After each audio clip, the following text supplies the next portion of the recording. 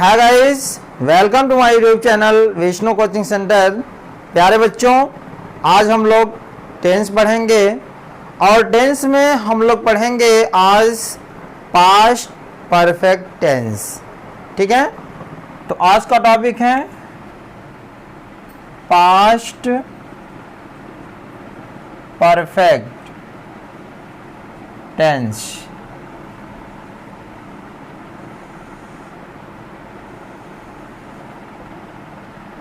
ठीक है, एक चीज सभी लोग ध्यान दो।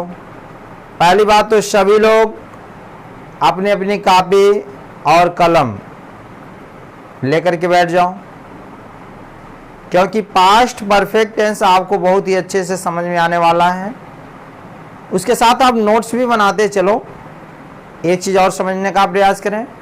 प्यारे बच्चों, टेंस में हम पूरा प्रेजेंट इंडेफिनिट से लेकर के प्रेजेंट परफेक्ट तक इसके पहले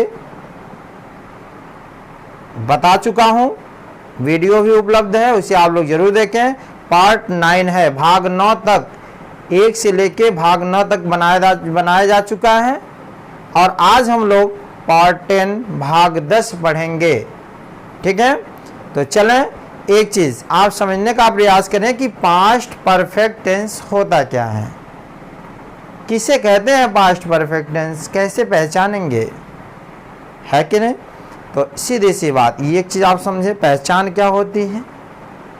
इसके हिंदी वाक्य के अंत में चुका था, चुकी थी, चुके थे अथवा या था, ई थी, ये थे आदि शब्द आते हैं। अगर ये लोग आ जाएं तो समझ जाइएगा कि ये क्या है, पास्ट परफेक्ट टेंस है। तो लिखें यहाँ पहचान।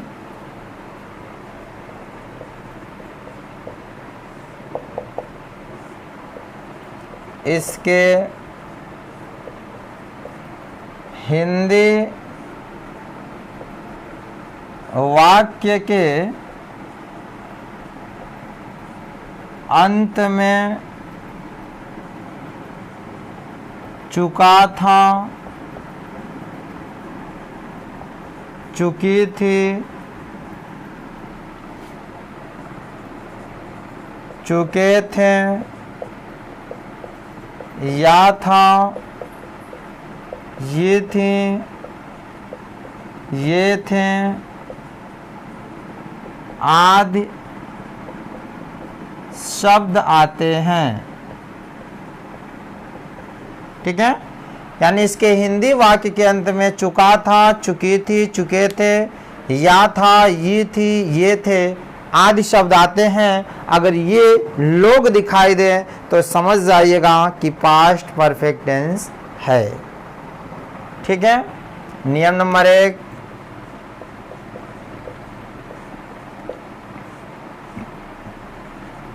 इसमें हम सभी कर्ताओं के साथ हैड का प्रयोग करते हैं। ठीक है, इसमें हम सभी कर्ताओं के साथ हैड का प्रयोग करते हैं। अब नियम नंबर 2, इसमें वर्ब का थर्ड फॉर्म का प्रयोग किया जाता है। ठीक है, ये विशेष रूप से ध्यान दें कि पास्ट परफेक्ट टेंस ऐसा टेंस है जिसमें चाहे एक वचन हो चाहे बहुवचन, इससे हमसे कोई मतलब नहीं। एक वचन रहेगा तो भी हैड का प्रयोग होगा, बहुवचन रहेगा तो भी हैड का प्रयोग होगा। ज्यादा आपको सोचने की जरूरत नहीं है कि कहाँ हैड लगेगा। बोलो, एक वचन है कि बहुवचन है, इसको आपको सोचने की जरूरत नहीं है। चाहे एक वचन हो चाहे बहुवचन हो, दोनों के साथ क्या लगेगा, हैड का प्रयोग हो जाएगा। तो है ना आसान। तो चलें, और इसमें एक चीज और, वर्ब का थर्ड फॉर्म लगता है, तो इसे आप लोग नोट करें तो फिर मैं आगे चलूं। चलिए, प्यारे बच्चों, अब हम लोग सबसे पहले पढ़ेंगे इसमें affirmative and affirmative negative.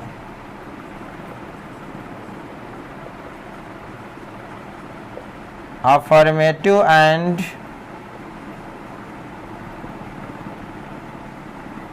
Affirmative negative. ठीक है, एक चीज आप लोग ध्यान दें जरा, इसमें नियम यदि किसी वाक्य में पहले ही, देखिए, यदि किसी वाक्य में पहले ही का प्रयोग हुआ हो तो उस पहले ही की अंग्रेजी हम ऑलरेडी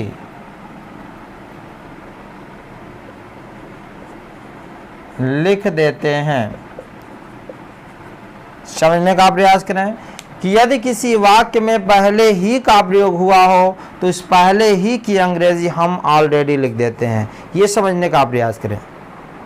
ठीक है, जैसे इसका फॉर्मूला देखते हैं। सब्जेक्ट हैड अगर पहले ही है तो क्या होगा, ऑलरेडी प्लस वर्ब का third form plus object. Already माने क्या होता है, पहले ही। समझ में आया? जैसे फर्स्ट, मैं ताजमहल पहले ही देख चुका था। ठीक है बाबू, मैं ताजमहल पहले ही देख चुका था। अब इसमें बताओ सब्जेक्ट क्या है, मैं की अंग्रेजी आई।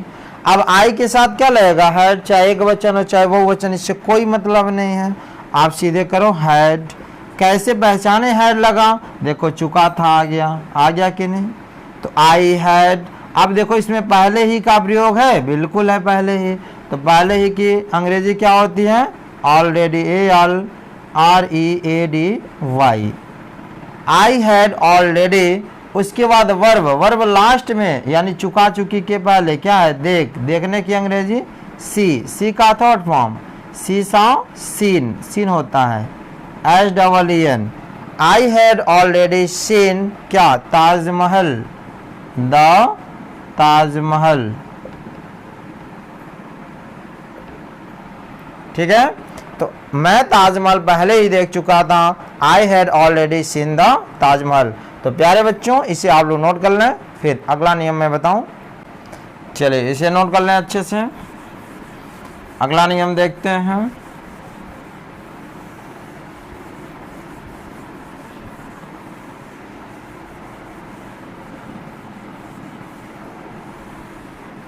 देखिए, नियम नंबर 2,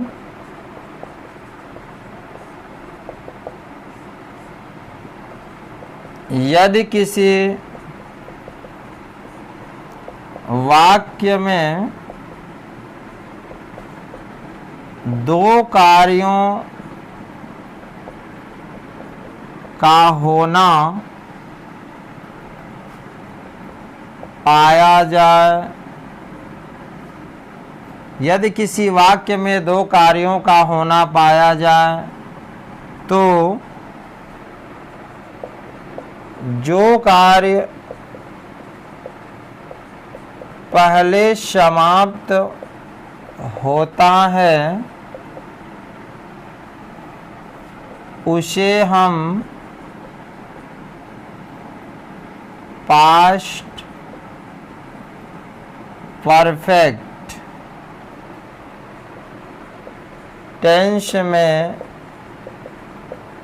बदल लेते हैं तथा जो कार्य बाद में समाप्त होता है उसे हम पास्ट इंडेफिनिट टेंस में बदल लेते हैं। समझने का प्रयास करें। यदि किसी वाक्य में दो कार्यों का होना पाया जाए तो जो कार्य पहले समाप्त होता है उसे हम पास्ट परफेक्ट टेंस में बदल लेते हैं, तथा जो कार्य बाद में समाप्त होता है उसे हम पास्ट इंडेफिनिट टेंस में बदल लेते हैं। तो जैसे फार्मूला देखें, सब्जेक्ट प्लस हैड नहीं है तो नॉट प्लस वर्ब का third form plus object plus before. Before माने क्या होता है जी? पहले। फिर हो जाएगा सब्जेक्ट प्लस वर्ब का सेकेंड फॉर्म। ठीक है, यानी फर्स्ट हो गया पास्ट परफेक्ट टेंस और सेकेंड हो गया पास्ट इंडेफिनिट टेंस। ठीक है, जैसे फर्स्ट गाड़ी के आने से पहले मैं स्टेशन पहुंच चुका था। सेकेंड, डॉक्टर के आने से पहले रोगी मर चुका था। ठीक है, समझने का प्रयास करें। गाड़ी के आने से पहले मैं स्टेशन पहुंच चुका था। अब देखो यहाँ पहले है ना, तो यहाँ डबल सेंटेंस, एक इधर हो गया और एक इधर हो गया। तो आप देखो दोनों में सबसे पहले कौन समाप्त हो रहा है कि गाड़ी आने से पहले मैं स्टेशन पहुंच चुका था, माने गाड़ी आई ही नहीं, उसके पहले कौन पहुंच गया स्टेशन? मैं। तो सबसे पहले कार्य कौन कंप्लीट हुआ? मैं, यानी मैं वहां पहुंच चुका था। तो यही नहीं बताया गया है कि यदि किसी वाक्य में दो कार्यों का होना पाया जाए, जो कार्य पहले समाप्त होता है उसे पास्ट परफेक्ट टेंस में बनाओ, और जो बाद में समाप्त होगा उसे पास्ट इंडेफिनिट में बनाओ। बोलो। तो सबसे पहले हम क्या बनाएंगे? मैं स्टेशन पहुंच चुका था। देखो चुका था, चुकी थी, मैं स्टेशन पहुंच चुका था, यह पहले कार्य समाप्त हुआ ना। फिर कह रहा गाड़ी आने से पहले, यानी मैं स्टेशन पहले पहुंचा तब न गाड़ी आई, इसका मतलब जो ट्रेन आई है वो बाद में आई है। इसे हम किस में बनाएंगे? पास्ट इंडेफिनिट में। तो फिलहाल इसे पहले बनाए पास्ट परफेक्ट में, मैं स्टेशन पहुंच चुका था। देखो पहले इसको बनाएंगे फर्स्ट पे और उसके बाद इसको हम सेकेंड पे बनाएंगे, ये ध्यान रहे। तो पहले लिखो मैं स्टेशन पहुंच चुका था, तो मैं की अंग्रेजी आई के बाद हैड। क्या ये बताओ इसमें नहीं का प्रयोग है? कहीं नहीं है, तो नॉट का प्रयोग हमें करने की जरूरत नहीं है। तो वर्ब का थर्ड फॉर्म, वर्ब क्या है? पहुंचना, पहुंचने की अंग्रेजी रीच। रीच का थर्ड फॉर्म क्या होता है? रीच्ड। आई हैड रीच्ड कहाँ जी? स्टेशन ना, the station. I had reached the station. उसके बाद क्या जोड़ेंगे? देखो पहले की अंग्रेजी बिफोर। अब सब्जेक्ट, सब्जेक्ट कौन है? गाड़ी, यानी द ट्रेन, द ट्रेन। अब यहाँ पे वर्ब ढूंढना है, आने। आने की अंग्रेजी क्या होता है? कम। कम का सेकेंड फॉर्म क्या होता है? केम। तो हो गया कि नहीं? I have reach the station before the train came. Second देखें, डॉक्टर के आने से पहले रोगी मर चुका था। अब देखो पहले आया ना, तो पहले हम क्या बनाएंगे? रोगी मर चुका था, ये फर्स्ट बनाना है और ये सेकेंड नंबर पे बनाना है, ये ध्यान रहे। क्यों? क्योंकि डॉक्टर के आने से पहले रोगी मर चुका था, यानी कार्य कौन सबसे पहले खत्म हुआ? यानी रोगी ही मर गया, डॉक्टर तो बाद में आया ना। तो यानी रोगी मर चुका था, तो रोगी की अंग्रेजी क्या होगा? द पेशेंट, उसके बाद क्या लगेगा? हैड, क्या नॉट लगेगा? नहीं, क्योंकि नहीं का प्रयोग नहीं है। वर्ब लास्ट में, चुका चुकी के पहले मर, मरना की अंग्रेजी died, the patient had died. ठीक, उसके बाद क्या लगेगा? बिफोर, उसके बाद सब्जेक्ट आइए, क्या है? Doctor, before the doctor. Verb का सेकेंड फॉर्म आना, आना का अंग्रेजी कम, कम का सेकेंड फॉर्म केम। तो हो जाएगा the patient had died before the doctor केम। एक बार पुनः इसको समझने का प्रयास करें। जैसे कहा जा रहा है कि गाड़ी के आने से पहले मैं स्टेशन पहुंच चुका था, तो सबसे पहले पहले आप बनाओगे कि मैं स्टेशन पहुंच चुका था, तो इसलिए I had reached the station, समझ में आओ। और सेकेंड नंबर पे हम बनाएंगे यानी पहले की अंग्रेजी बिफोर, गाड़ी के आने, तो क्या हो जाएगा? द ट्रेन, ट्रेन माने क्या होता है? गाड़ी। आने, आने की अंग्रेजी देखिए यहाँ अराइव्ड भी कर सकते हैं, अराइव माने क्या होता है ना, तो यहाँ क्या हो सकता है? ARRIVED, अराइव्ड हो जाएगा। ठीक है, I had reached the station before the train arrive. ठीक है, डॉक्टर के आने से पहले रोगी मर चुका था, तो the patient had died before the doctor केम। तो प्यारे बच्चों, यह समझ में आया। अब इसके बाद हम लोग पढ़ेंगे क्या? इसका इंट्रोगेटिव और इंट्रोगेटिव नेगेटिव। प्यारे बच्चों, एक चीज़ समझने का प्रयास करें। अगर हमारे यूट्यूब पर नए हैं तो हमारे चैनल को सब्सक्राइब करें, लाइक करें, शेयर करें। इससे ये फ़ायदा मिलने वाला है कि जैसे मैं वीडियो अपलोड करूँगा इसका नोटिफिकेशन आपको तुरंत मिल जाएंगे। तो चलें, अब हम लोग पढ़ने जा रहे हैं इंट्रोगेटिव एंड इंट्रोगेटिव नेगेटिव। ठीक है, यहाँ ध्यान दें, नियम। यदि वाक्य का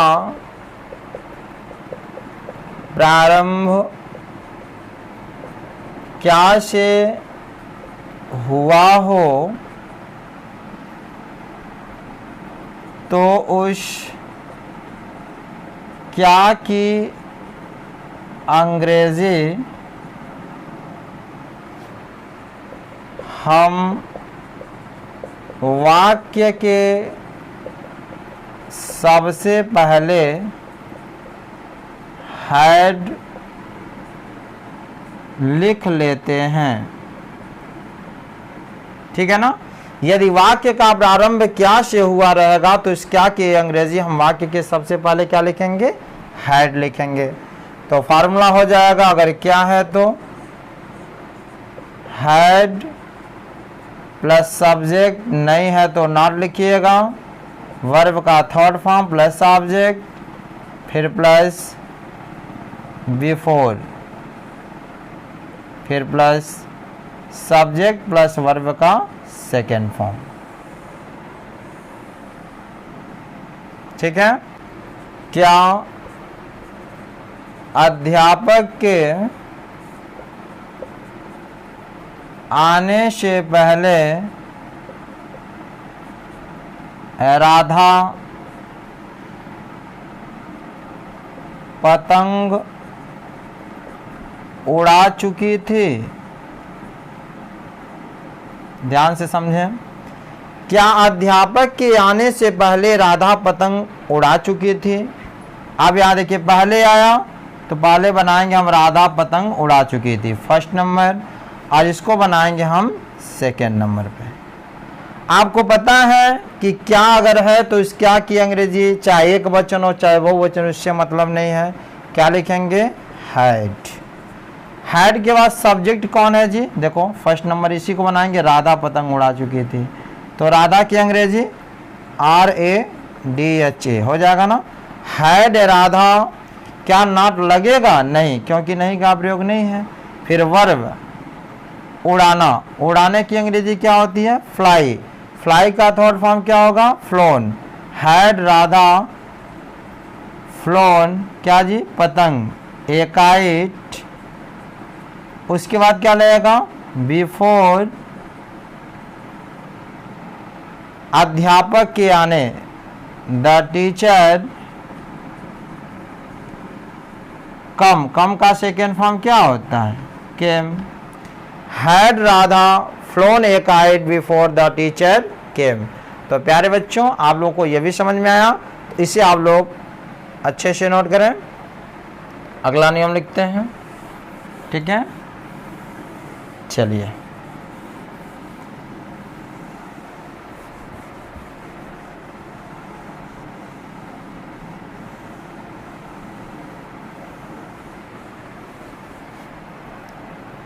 देखिए अगला नियम क्या है?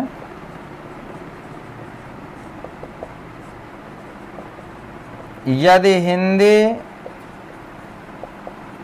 वाक्य के बीच में क्या, कब, कहाँ, क्यों, कैसे आदि शब्द आए तो अंग्रेजी में अनुवाद करते समय इन सभी की अंग्रेजी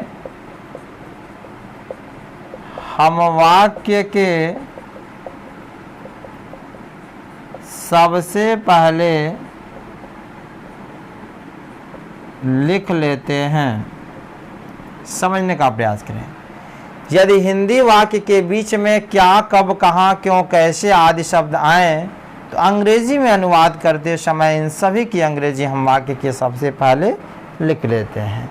ये तो कोई नया नियम नहीं है, ये तो पुराना नियम है। हर टेंस में मैंने आपको बताया कि ये जितने भी क्या, कब, कहाँ, क्यों, कैसे हैं, ये हमारे और आपके कौन है? मेहमान जी हैं। तो इनका स्थान हमेशा कहाँ रहेगा? पहले रहेगा। तो इनको उठाइए और कहिए चलिए आप सबसे आगे आइए। ठीक, तो चाय पानी नाश्ता कराना है ना, इसलिए इनको कहाँ करेंगे? सबसे पहले। तो आप इनकी अंग्रेजी हम QW करके लिख लेंगे। समझ में आया? तो जैसे देखें, जैसे फर्स्ट, मेरे आने से पहले वह कहाँ चला गया था। ठीक है, मेरे आने से पहले वह कहाँ चला गया था। सेकंड, सूरज निकलने से पहले वह चाय क्यों पी चुका था। ठीक है, समझने का प्रयास करें। मेरे आने से पहले वह कहाँ चला गया था। अब देखो पहले आया, इसका मतलब हम बनाएंगे वह कहाँ चला गया था, ये फर्स्ट, और इसके पहले ये सेकेंड नंबर पे। ये तो पता ही है। आप अपने मेहमान को ढूंढो, QW को ढूंढो, कौन है? कहाँ। तो कहाँ की अंग्रेजी? वेयर। बोलो यहाँ तक कोई दिक्कत? अब लगाएंगे क्या? Had, where had. फिर सब्जेक्ट को ढूंढो, फर्स्ट वाले में देखो सब्जेक्ट कौन है? वह की अंग्रेजी ही। वेयर हैड ही, क्या नॉट लगेगा? नहीं का प्रयोग नहीं है ना, तो छोड़ दो। वर्ब, या था, ई थी के पहले, चला गया। जाने की अंग्रेजी क्या होता है जी? गो। गो का थर्ड फॉर्म गॉन। तो वेयर हैड ही गॉन। अब उसके बाद क्या लगेगा? पहले की अंग्रेजी देखो फार्मूले में बिफोर। फिर सब्जेक्ट शुरू में आ जाओ, मेरे की अंग्रेजी आई। आना की अंग्रेजी क्या होता है? कम का सेकेंड फॉर्म क्या होगा? Came. Before I came, where had he gone before I came. ठीक है, सूरज निकलने से पहले वह चाय क्यों पी चुका था। अब सबसे पहले देखो, पहले आया, ये फर्स्ट नंबर पे बनाएंगे और इसे सेकेंड नंबर पे बनाएंगे। ठीक है ना, तो सबसे पहले बनाइए, वह चाय क्यों पी चुका था। आपका मेहमान कौन है, क्यों, यानी QW है क्यों, क्यों की अंग्रेजी वाई। वाई के बाद क्या लगेगा, हैड, हैड के बाद सब्जेक्ट क्या है, वह की अंग्रेजी ही। वाई हैड ही, क्या नॉट लगेगा, नहीं। वर्ब लास्ट में, पीना यानी चाय पीने की अंग्रेजी क्या हो जाएगी, टेक, यानी टेक का थर्ड फॉर्म क्या होगा, taken, TAKEN, taken T. Y had he taken T, उसके बाद क्या करेंगे, बिफोर, फिर सब्जेक्ट, सब्जेक्ट शुरू में कौन है, सूरज, the sun, before the sun, निकलना, राइज, राइज का सेकेंड फॉर्म क्या होता है, रोज। तो हो गया, why had he taken tea before the sun rose. तो प्यारे बच्चों, I hope past perfect tense भी आपको अच्छे से समझ में आया होगा। तो प्यारे बच्चों, अगली कड़ी में अगली वीडियो के साथ पुनः मुलाकात होगी, तब तक के लिए धन्यवाद।